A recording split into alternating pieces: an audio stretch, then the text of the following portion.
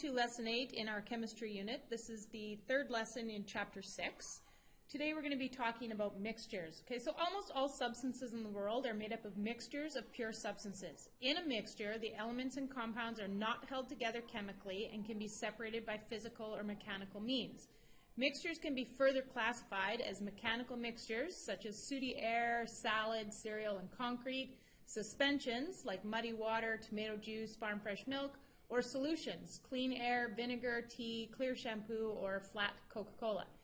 Mixture is an umbrella term, which means it's an overlying term for all of those things that include solutions, suspensions, mechanical mixtures, and colloids.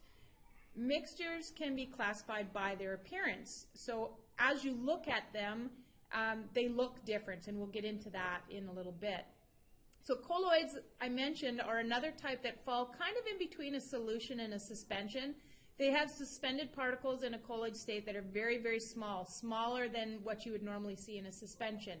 And they're evenly distributed and will not settle out the way they do in suspension. So examples of colloids are fog, cheese, butter, jello, whipped cream. So solutions are formed when solids, liquids, and gases are mixed with other solids, liquids, and gases. Homogeneous mixtures are uniform throughout, and heterogeneous mixtures do not have a uniform composition. A mixture is where your elements and compounds are not held together chemically and can be separated by mechanical or physical means. Although chemists and scientists have a difficult time separating compounds into their specific elements, the different parts of mixtures can be easily separated by physical means such as filtration. For example, suppose you have a mixture of salt and sand and you want to purify the sand by removing the salt. You can do this by adding water, which then dissolves the salt, and then you filter the whole mixture out through a filter paper, which collects all the sand and allows the salt water to run through. Once you've done that a few times, because you'll have to run the water through a few times to make sure you get all of the salt, you would end up with pure sand and then salt water in the beaker underneath. You could then evaporate the water, which would then leave you with a salt left over. So mixtures, as we mentioned earlier, can either be homogeneous or heterogeneous. So what does that mean? Heterogeneous mixtures. A heterogeneous mixture is one whose composition varies from position to position within the sample, which means that it has different stuff in it. For example, if you put sugar in a jar, add some sand, and then give the jar a couple of shakes, your mixture doesn't have the same composition throughout the jar. Because the sand's heavier, it's sink to the bottom, and the sugar water will stay more at the top. So if you were to actually take a sample of that water, if you took a sample from the top of the jar, it would have more sugar in it. If you took a sample at the bottom of the jar, it would have more sand in it. The same can be said for things like cereal. Let's say Raisin Bran, for example.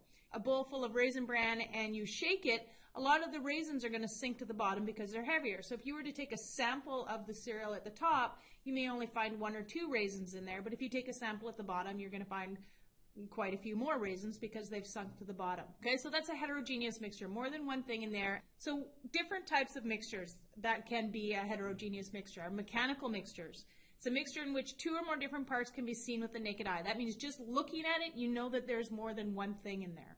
Okay, so things like granola, trail mix, cereal, that sort of thing. Okay, vegetable soup is an example because it's got all kinds of different stuff in there. A suspension is a cloudy mixture in which clumps of solids or droplets of a liquid are scattered throughout a liquid or a gas. And if left alone, they separate into layers.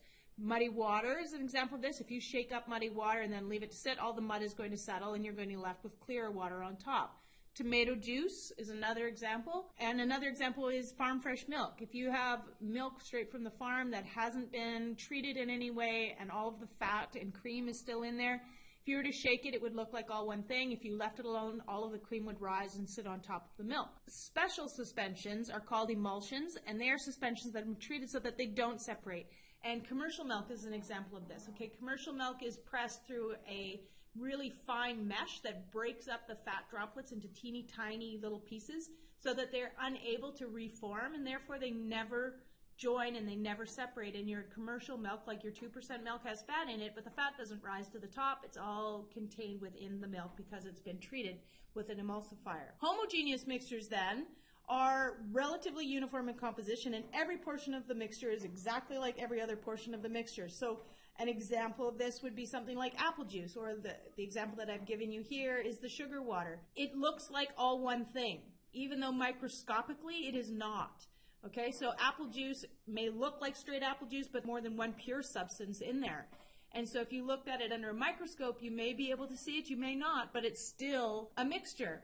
And if you sampled the mixture in one spot, it's going to be exactly the same as if you sampled it somewhere else. So that's considered a homogeneous mixture. Okay, so some things to remember. Again, homogeneous mixtures are uniform throughout, and heterogeneous mixtures do not have a uniform composition.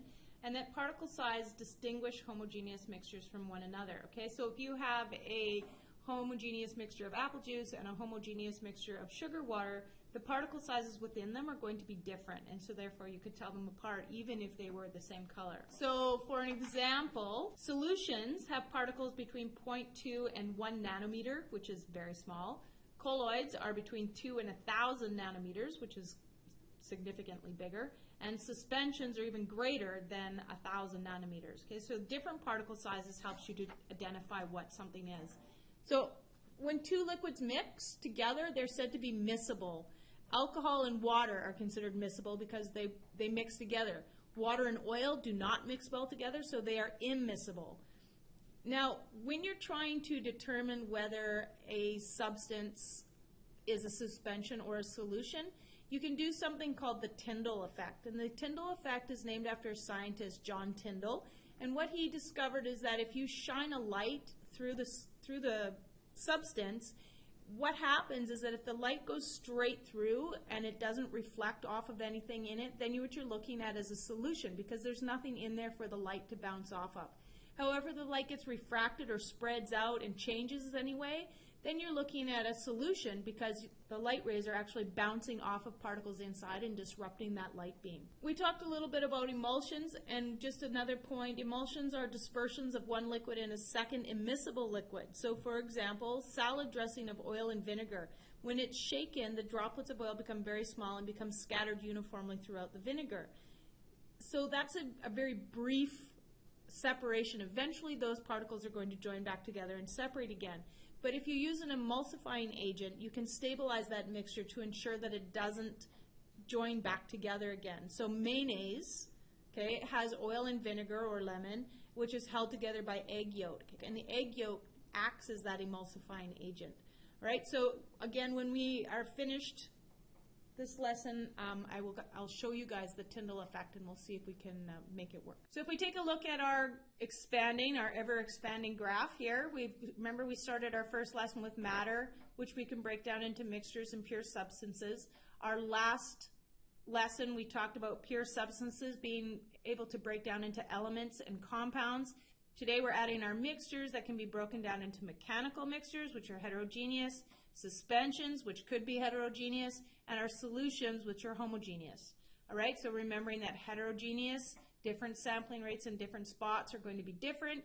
Homogeneous, you look at it, it looks like all one thing. Even under a microscope, it continues to look like all one thing.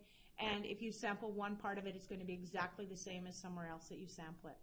Okay, so we're going to be looking a little bit more at this in the upcoming lessons, and we'll see you next time.